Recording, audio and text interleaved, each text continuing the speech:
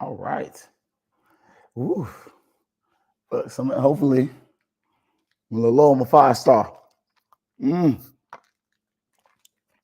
but it's better than popcorn.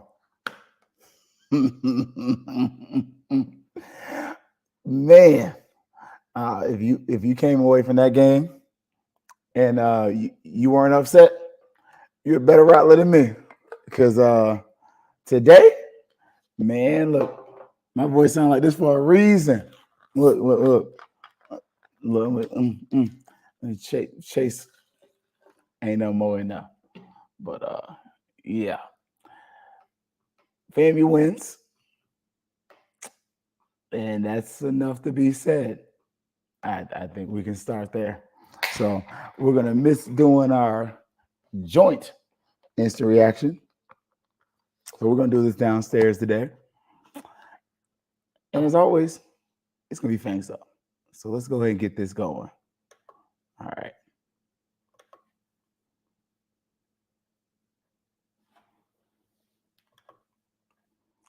That always happens. There we go. There we go. Now we're ready for baby, Dion. you know what time it is. Now let's get it started. Are you kidding me? Unreal! While our HBCUs are mostly known for academic rigor, community, they also know how to turn up. Does he have it? Yes, he does!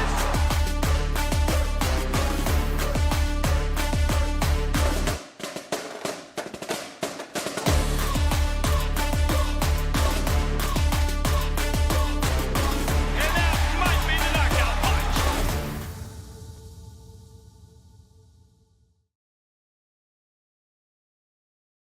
Versus Southern instant reaction. It's a win. I mean, we could be different about this, or we can be real about this. And today, we're gonna be real about it. Um, this is one of those games. This is probably Moose's best game of the season. Like, if we're being honest, we're gonna go back and look at this and kind of check the stats out. But Moose finished the day with 300 yards and no picks. I get it. He almost had one. Before the night, Moose was actually like he was on him. Like now the receivers, oh boy, there was some drops. We had the dropsies bad. Like it was a problem. But at the same point, by the end of the game, we seemed to kind of fix it. But the thing is, it just threw us off. It kept us off schedule and penalties. Like for me, the story of the game, the story of the night, if I were writing, it'd be penalties and drops. And it would be kind of, I would probably talk about the missed opportunities that we had because FAMU really has a lot of missed opportunities. But Moose is not one of them to this time. Like Moose is going for 325 from what I'm seeing here. Jennings goes for 34. Marcus Riley almost has 100 yards. So some of the things that you kind of want to point at. Now, some of the other guys got lost in here, especially our tight ends. Like, sorry. Because look, it's been a good football day for me. Because I just watched that Miami game and I was like, how did you lose? But Musa 5 for 14, but he did have a sack in there. So, but Musa was, I told y'all Musa can run. Like I've been telling y'all for a while. You know, some of y'all been trying to poke fun of my quarterback, and I told y'all he could run. We saw that today, and it was something that Southern showed in the last game, where with the read option, it's something that could give them problems, and it was. It was something where even late in the game, they're so used to Musa just letting the running back take the ball to the point to where when Musa did hold the ball, he was able to get some yards. He was able to get like probably about 20, maybe 30 yards off of the read option. Like that was pretty solid.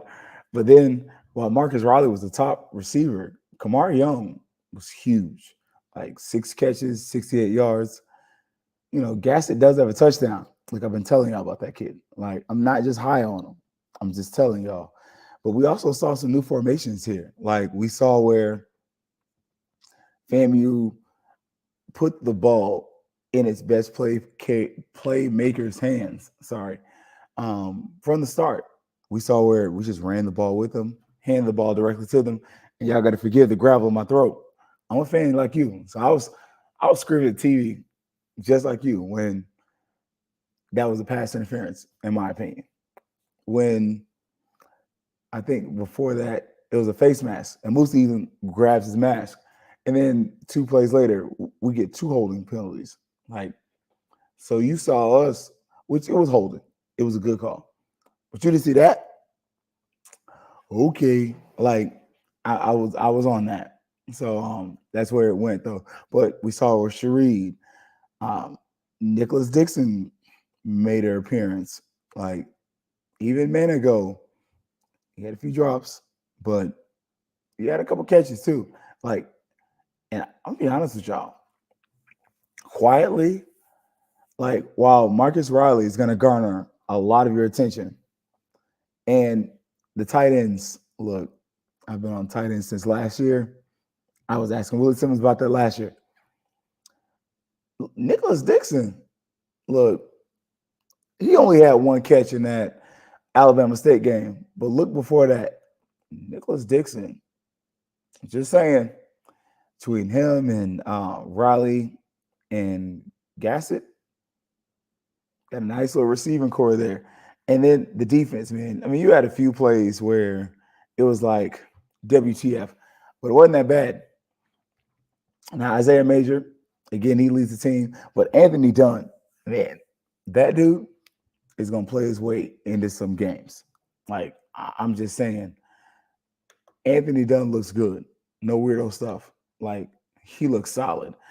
And we were able to see, like, as the game went on, early on, FAMU kind of struggled a little bit just to figure out Southern and what they were. Because are we going to get good Harold blood? Or are we going to get, like, mediocre Harold blood? Because to me, at this point, he's transcended being mediocre. He's gotten to a point where he's good. Like, you're going to get a pretty solid game out of him. And if you're a Southern fan, this is another one I'm pissed off at Dooley. Like, I'm mad at him. Like, I could lie to you, or I could just be honest with you. And I just can't forgive it. Like, I just can't. Like, why in the heck? There we go. I had to clean that up. And because I had to, it's Sunday now, so I gotta sanctify my words. But how in the Thomasville are you running the ball with that little bit amount of time on the clock? Like, it didn't make sense, and it won't make sense. Like, if you're a Southern fan, you're looking at this, you're watching FAMU, and literally, we're like this in the corner. We're just protecting. Like, that's it. We're not doing anything spectacular. I mean, the offense is looking good, but we can't get it together. The Jerry curl ain't curling right. You know, we're Little Luther. The whole game. FAMU we never got the big Luther. Like, a chair is still a chair. We never got there. It was a house is not a home. Can I take you out tonight, Luther? To the movie, to the park. I get you home before it's dark. We never got that good Luther though. That good Luther's, send the chills of a girl's spine. You be over there like, yeah, Luther done warmed up for me. Nah, we were Little Luther all night. And Southern, it was like, if you hit the punch, we're going down. And you can see where some of them, when they got that lead, but they kind of, tied it up, got it at the end. They thought they were good. Then we scored that touchdown. And it was like, bruh. And you could see where the momentum changed. I mean, it was because the attendance, I see 17,000. The stadium seats about 29. So it's not terrible for them, because if it was in Bragg, that's a sellout. But at the same point, it's not what you used to. And it was just one of those things that was just kind of weird to see because with FAMU, you're like, when are we going to get out of this habit? Especially with the penalties. Like the penalties were drive killers, like consistently between penalties and drop passes. That's why my voice sounds like this. Like penalties and drop passes, I'm over here like, man, really? Like, oh, it was that frustration because we all know that the team should be up by more. The defense can only hold on for so long. And you're just kind of waiting as a FAMU for the collapse. Like, not for the defense to collapse, but for it to be that they've been on the field too long. They've been doing this for so long. So now you got to give them something. And you kind of never get that. Like, not from the offense at least. And then later in the game, the offense kind of finds its stride. But even still, it just it never catches on. And Southern gets a few big plays, especially on our secondary. Like each corner gives up a big play. But at the same point, it was one of the things where Southern has good receivers. Like they're not trash. They're there. So it was just one of those things where by the end of the game, you're really looking at the offense and it's two fingers to me, two fingers to you. Like, get this stuff together because it really could have been something that went better as a fan. Now, defensively, FAMU's defense has solidified itself as the best defense in the SWAC, in my opinion. But Southern's right there. Like, and that was one of the things I kind of told y'all about Thursday night. I was like, yo, Southern's defensive line, they got some transfers. And it's not just because I did all this crazy research. I ain't gonna lie to y'all. Y'all know me. I keep it a bean with you. I did the Carlos Brown show a few months ago. And so I did the back of house stuff for him. And it was just the one day that he was talking to one of the Southern transfers. And in having to do the show, I had to do research. I was like, yo, that dude's actually good. And then you actually saw where it's like, okay, defensive line is going to be where this game is won. And we saw that. Like, you saw it on both sides. But you definitely saw where FAMU's commitment to running the ball paid off. Like, definitely let me make sure I'm right, because I almost spoke without double checking. 67 yards. Okay. FAMU has not had a significant running day against a quality team. But at this point, you are not overly upset about that. It is what it is. But on the other end of that, it's just proving to you that maybe FAMU doesn't have to have a good running game to win games. Like, and in this case, you have good running backs. And man, we missed a couple touchdowns. Like, if some of those drop off and dump passes and end up in Terrell Jennings' hands where he can catch them, it's a different game. Like, FAMU's up a few more points. Like, and you could definitely see the kind of quietly unsaid thing. And there was no post-game interview with Coach Simmons today. So that's kind of why we were waiting. And then it was like, yo, text. And it's like, not today. Like, okay, cool. But the special teams, FAMU special teams look decent. Like, some of that's because Willie Simmons was protecting them. Like, let's not even lie about that. Some of that's because Willie Simmons was like, nope, I'm not kicking field goals here. Let's punt here. Just kick it as hard as you want. It's cool. But the kickoff team looked better. Like, Southern really doesn't have any major returns that just hurt you. They do. They have some nice ones, but they don't have any ones that you're just like, man, this is just gonna wear us out. Like, it was a good day, special teams wise. So I do have to say that because I know me. If you've watched, I'm not gonna give you credit without giving you some criticism, and vice versa. So with this, I got to give some credit. Like, you fixed that kicking program for this game. Now, the next one, we'll see. But going into a bye week and then Texas Southern, it's a good time to get healthy. But it was just one of those things where you just leaned on the defense, but you had so many penalties. Like that was the killer. And you actually heard Jay Walker talk about it. And as much as Coach Simmons joked about it, and as much as we kind of like, you know, Jay Walker likes to pick on FAMU. Actuality is he wasn't too wrong. Like some of the stuff, he was kind of picking at Musa a little bit about Musa missing reads, but at the same point and checking down. But that was partially where Musa was like, okay, I hear y'all. Like, I did miss a read here. I missed a read there. I'm trying to not make mistakes. Trying that little more Shador, a little less Brett Favre. But at the same point, you were able to see like when he took those checkdowns, okay, some of that wasn't on Musa. Now they did drop a pick. Thank God they did.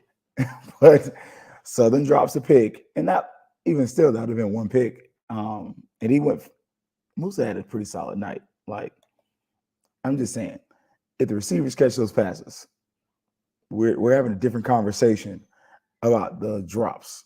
Like we're saying, oh crap, if the receivers catch 4 more of those passes, it's a different game. I mean, it just really is. But it just really showed you, and this to me, my big takeaway from this game, FAMU's defense is that it's a bunch of hymns. Like Isaiah Major, he's him. Kendall Bowler, he's good. He's good. But the crazy part was that's the second time Kendall Bowler has returned a kick to score some points. Last year, it was a touchdown against Alabama State. This year, it's against Southern. So it's pretty cool to be able to see that, if you're just trying to keep record that, that's kind of a pretty cool stat to have if you're Kendall. But you're also able to see that FAMU's defense is going to carry this team. And they're going to be the reason this team makes it. But the scary part is, if you're a fan, if this offense can ever figure it out, we'll be tied. Like that's going to be the consistent thing and the consistent statement that if FAMU's offense can figure it out, it's going to be an interesting season, because we've seen where even against good teams, when FAMU's defense looks like trash, they still do well. What are they going to look like when they look good against good talent? That's the big thing. And you only have so many good on good games left. Like, it looks like Alabama A&M's falling apart. Just being honest. Like, what's going on with them? Who knows? Cookman, though, by season's end, you might have to actually pay Cookman a little bit of attention, because they went up to Alabama State and almost got upset. Like, granted, those kids are playing with a lot of heart, but at the same point, it'll be in the season. You got someone on the line. But, if we're being honest about this, we got, 5-1, 4-0 in the conference. Next game is Texas Southern, October 21st, day before the best day ever. Following game, Prairie View. If FAMU plays their cards right, the Alabama A&M game clinches. Like, that's something to think about. And it's something to consider, like, just for you as the fan who maybe like me, like, that Lincoln game, they're going to make it. Might save my money for a different one. But it's just kind of, having that outlook and having that mindset, and then having that eye to the other side of the conference to understand that, hey, if FAMU does well, we host. Like, it's not just if we do well, we make the conference championship. No. If FAMU does well, they host. And right now, on the other side of the conference, everybody's got a loss, at least one. FAMU's got none. So on this continued trajectory, If FAMU can win, you host. And I think that's the new thing that you start kind of selling the players. Like, yes, win the next game that's in front of you, but also, hey, if we win, in the words of Xavier Smith, we get everything we deserve. And not only that, we get extra home game. And that's something to me that you kind of start selling. Like, hey, nobody comes to brag and beat us. Like, just sell those things and start reminding the players not to look ahead, but to stay focused on what's in front of them, but to also say, all right, we're this much closer to our goal. Our goal, Celebration Bowl. But to get to the Celebration Bowl, we have to host a SWAC championship game. And the way FAMU is looking right now, it's very close. It's not far off. We are right there. We just have to continue to stay on track and continue to, annoy the haters. I mean, because it's fun. Because I ain't gonna lie, I'm like you. I brag different, especially when we winning. And especially when you're talking trash. Oh man. The second you start talking that yik yak, I can look, normally, if you don't talk trash, I don't mess with you. But the second you start talking yik yak, I got to give it back to you. And look, I ain't gonna lie, I don't mess with She Loves D too often. But when she be talking trash, I got to give it to her. Like with the pickups. I saw you try. Yeah, I picked the D2 teams. Nah, I pick a D2 team here and there. I normally pick the FCS teams over the FBS teams, however, whichever way.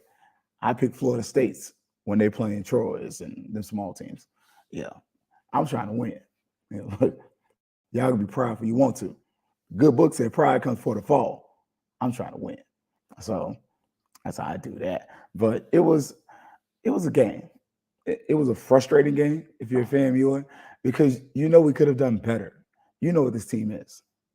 And knowing what they are and seeing what they've produced, that's the frustrating part. It's just like having a kid and you're just like, I got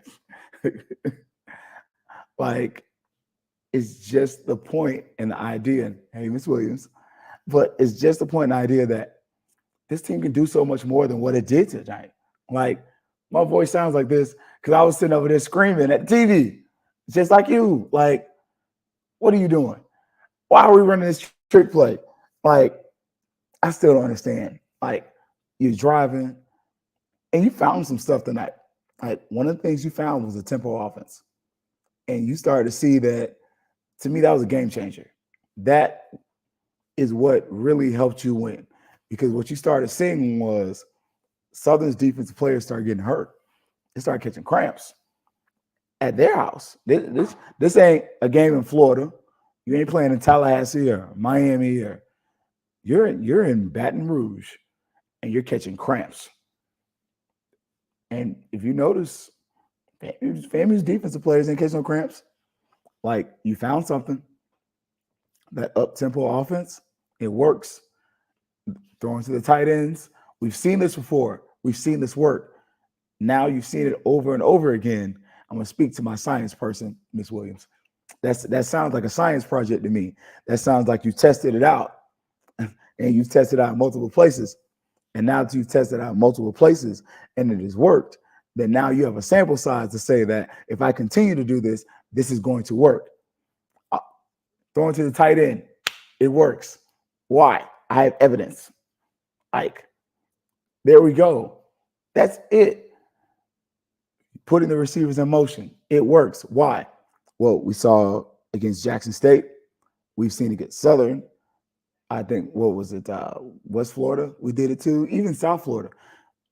Now, all of a sudden, scientific method says, I've tested, I've tried it, I've proven it, and it works. Okay, I should do that. You got something. Simplify the game for Musa. I've been saying it all season long. Jay Walker even said it. But you start seeing, look, when you made it so that he could just play quarterback and not have to do 17,000 checks, the offense started clicking. It started working. It started moving. You have found your niche. Now you just have to exploit it. And I think that's going to be the fun part, to see if FAMU can do that and how they can do it. And tonight, we've seen it. And defensively, we already knew what it was, but you really got it. The defensive niche, your defensive line. Like, look at this. Look at this. Look, if it'll work, if I can I get it to show up? It's gonna act stupid today. It's because I'm not on the home computer. I'm on my laptop. And now we can tweak it. There you go. I like being a teacher and I hate it. I work in a district and it's a data-driven district. They tell you that, which is cool. But at the same point, we now see this data. We now have this information. We have a sample size to see that when Moose is under center, he's probably a little more comfortable. When we have the tight ends going underneath, that's a help. We've also seen when the running backs are in the flat, he will check down to them. They just got to catch the ball. We've seen where we've added an additional running back in Trey Lloyd. That is a X factor. So now we're starting to see like some of the things we've tried out and we sampled are working, and they're things that we can do going forward. Like we've seen our secondary susceptible to deep passes. Like that didn't cost you nothing. That was free. But it's on film. We've seen a couple games. If you got a quarterback that can spin that thing and put it in the right place, he might have some success against FAMU. It's just, and that's any defense. But at the same point, we've also seen where you're not gonna run the ball not against FAMU up the middle. That ain't gonna work. I told y'all that going into the season. We had 300-pound defensive linemen on the interior. So you see what it is. You see why preseason, I told y'all, I couldn't trust Dooley. Why? He burned me last year. Well, this year, you're a Southern fan. He burned you tonight. Why are you running the ball with like 2 minutes on the clock? Respectfully, brother. I mean, I don't understand it. I felt like your better option was to throw the ball, and Blood is actually accurate. Like he's better than the dude that you had last year. Just being real. So I think that's one of the things that we have as a luxury to us. And you get a bye week at a good time. Like you get a bye week at a time where you do have a few injuries. You got homecoming coming up. So, they get to enjoy maybe a small percentage of homecoming and then focus in on the game. But you don't have a slouch for a homecoming opponent. You got Texas Southern, Prairie View. And then you got Texas Southern before that. So you got two decent teams. And the only reason I probably dismissed Texas Southern is because Andrew Body's hurt. Like, I can lie to y'all, or I can be real about it. But in that case, they're missing their best player. Now, that doesn't mean you go out there half-stepping. Because if you do, it'll hurt. But this is a good time to get healthy, install that game plan, get your 2 weeks to get ready, have the players kind of in that mindset so that, hey, it's a flight to Texas, flight back. Just kind of let them run through the run-throughs, maybe get an extra day of rest. But just kind of get ready for that, especially after a decent win. Oh, I wouldn't say a good win because we looked pretty bad. But I would say a decent win because your best players did what they were supposed to do. Musa did everything he was supposed to do. Like, just let's be honest about that. Musa, 320 plus yards. If you catch a few more passes, you go for 400. Now, the running backs, it is what it is. Some of that to me is scheme, but at the same point, it is what it is. But that defense is solid, and it's going to be there. So looking forward to seeing some more of that. Thursday, though, we got a little something cooked up. We're going to try to hit recruiting on the weekend. But so that next week, we're going to try and talk a little recruiting. But trying to talk to, look, man, I guess I'll let the cat out the bag, We got, the fans. Y'all seen the FAMU fans. Look, let me see if I got a picture AD Sykes on here handy. I might not, because I did get a picture of her with her fan, but I don't be trying to do too much, man. I just be trying to be cool. I don't have it handy, but we have the creator of Chasm Fans. Them big family fans, the nice ones. The one with the lady in the video, she over there doing a step, and she over there cutting up. And we're gonna have him on the show, man. Have him talk about the products, because y'all be like, where you get the fans at? I even asked AD Sykes, like, where did you get that at? So he's gonna talk about the fans, tell y'all where you can get them at, how you can procure and support him. He's actually a FAMU one, so FAMU grad, So I saw this, kind of hot in the streets. I was like, let's get this brother on the show, have him talk about his stuff, man. So, but we're gonna get him on here, let him talk. Look, Ms. Williams said she want one. Look, my mama probably want one too. I ain't gonna lie. So, but we're gonna get him on the show. Hopefully, we see him at homecoming. We get a photo op too. But we're gonna have him talk about the product, how you can get it, and try to, give y'all a few weeks for homecoming. So that way, when you in the stands, y'all can be up there fanning and looking cute. I be trying to get you right. We try to get you straight, So we're gonna have him on the show and have him talk about the product and everything like that. So, but instant reaction, FAMU does win the game, and it was frustrating. It was frustrating. So I'm gonna have to get some tea or something, because you'd rather stress the brother out. 26-19, and a trip to the Bayou in a much needed break. So well deserved bye week for FAMU. So, but get ready, y'all. Get ready for Texas Southern game if you're going to Houston. If not, get ready for homecoming. If you ain't got your tickets, I'm gonna tell you, it's sold out. So it is what it is. But you can always go to the parties and everything. Parking lot pimping is free. So, but as always, y'all, we'll see y'all tomorrow. Tomorrow, 8:30. I'm gonna pre-record. We got a little something going on. Talk about volleyball. Go deeper into depth about this game, and then some other stuff coming up. So, but HBCU Digital Network, this is home. The Rattlers and wore my throne out because I was yelling and fussing at them. But also check out Herbs too in the Black Techies. Herbs, an Alabama State grad. His Hornets beat Cookman today. I ain't gonna lie. I was pulling for Mary's kids just a little bit. So I don't hate them. I love them. So yeah, look, homecoming. Look, if you got a homecoming ticket, you might be able to pay for your hotel. I think somebody said the scalping market, it was going for like $100 and something, like $100 something, $200. Yeah, you can go check, Ticketmaster or whoever. But yeah, they sold out like that. Anyways, HBCU Digital Network is home, and as always, it's gonna be Fangs Up. Yeah, baby, you know what time it is. Now let's get it started.